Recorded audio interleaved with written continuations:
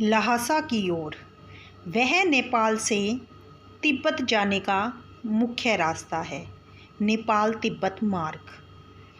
फरी कलिम्पोंग का रास्ता जब नहीं खुला था, यानी अब खुल चुका है, तो नेपाल ही नहीं हिंदुस्तान की भी चीज़ें इसी रास्ते तिब्बत जाया करती थी। नेपाल तिब्बत मार्ग से हिंदुस्तान की चीज़ें भी तिब्बत जाया करती थी।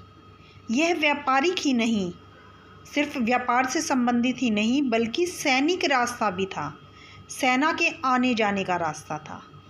इसलिए यहाँ पर जगह जगह फौजी चौकियाँ और किले बने हुए हैं, जिनमें कभी चीनी पलटन यानी सेना, चीनी सेना रहा करती थी उन चौकियों और किलों में। आजकल बहुत से फौजी मकान गिर चुके हैं। दुर्ग यानी किला उसके किसी भाग में, जहां किसानों ने अपना बसेरा बना लिया है, अर्थात अब उन किलों में किसान रहने लगे हैं। वहां घर कुछ आबाद दिखाई पड़ते हैं। ऐसा ही परित्यक्त एक चीनी किला था। परित्यक्त चीनी किला यानी चीनी सेना के द्वारा छोड़ा गया किला। हम वहाँ चाय पीने के लिए ठहरे, लेखक और उसका मित्र सुमति। तिब्बत में यात्रियों के लिए बहुत सी तकलीफ़ें हैं, कष्ट भी हैं, लेकिन कुछ आराम की बातें भी हैं। वहाँ जाति पाति छुआछूत का सवाल ही नहीं है।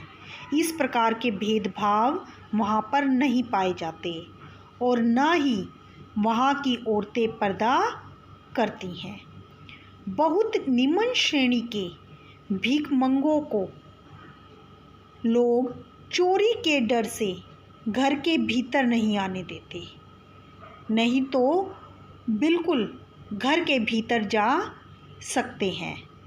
चाहे आप बिल्कुल ही अपरिचित क्यों ना हो, तब भी घर की बहू या सासू को आप अपनी झोली में से अपनी चाय दे सकते हैं। वह आपके लिए उसे पका देगी, यानी आपके लिए चाय बना देगी। आप उसे चाय पत्ती दे दीजिए, मक्खन और सोडा नमक दे दीजिए। वह चाय चोंगी में कूटकर उसे दूध वाली चाय की रंग की बना के मिट्टी के टोटीदार बर्तन में रखकर आपको दे देगी।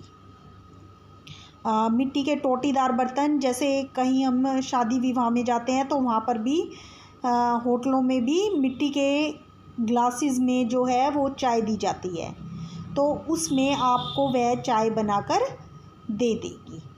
और मक्खन का प्रयोग जो है वो दूध की जगह किया जाता है, तभी उसका रंग जो है वो दूध की चाय जैसा आएगा। यदि बैठक की जगह जहाँ पर आपको बिठाया गया चूल्हे से दूर है और आपको ये डर है कि सारा मक्खन आपकी चाय में नहीं गिरेगा, तो आप खुद जाकर चोंगी में चाय मत कर ला सकते हैं, यानी आप अपनी चाय स्वयं भी बना सकते हैं।